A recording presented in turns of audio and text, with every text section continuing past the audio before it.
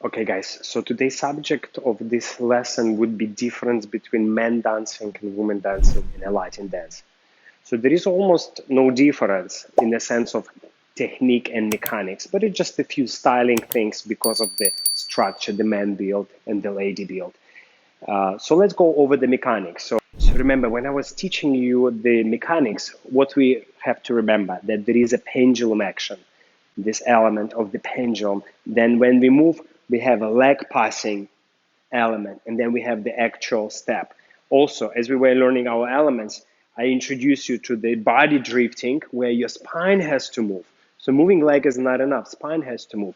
Then also, we mentioned that we have a certain amount of compression, and then we also work on our rotation. So we have those actions and elements.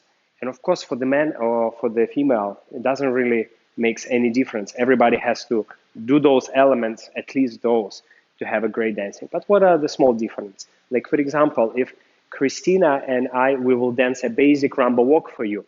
Like for me as a man, of course, besides doing those technical elements, what I would focus on? Of course, I would focus a little bit more on the upper half of my body, on the rib cage and chest, where the Kristina will focus more on the tracing of the feet, how pretty she's placing those feet, how much she absorbing as she lands.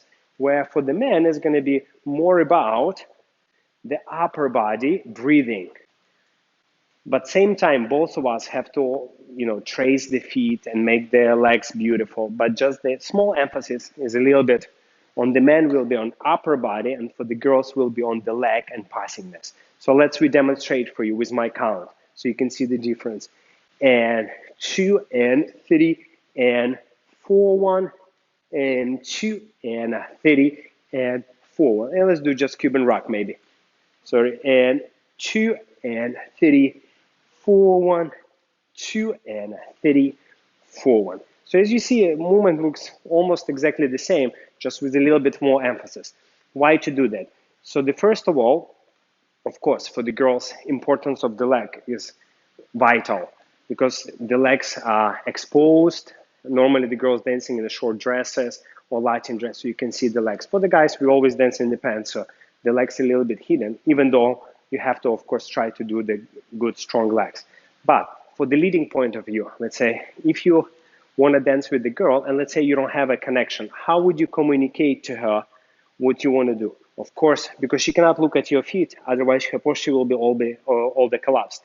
So through your upper body. So by breathing your upper body and indicating the movement, she can sense, see, and feel almost that you want her to step forward, back, or even side. So you see, with my upper body, I'm dictating or giving her suggestions what will be next. Like, for example, woo, you see? Then she can follow me just by watching my actions, not only watching my feet and steps. Okay, the same I would do if I would hold connection here, if I would hold hands.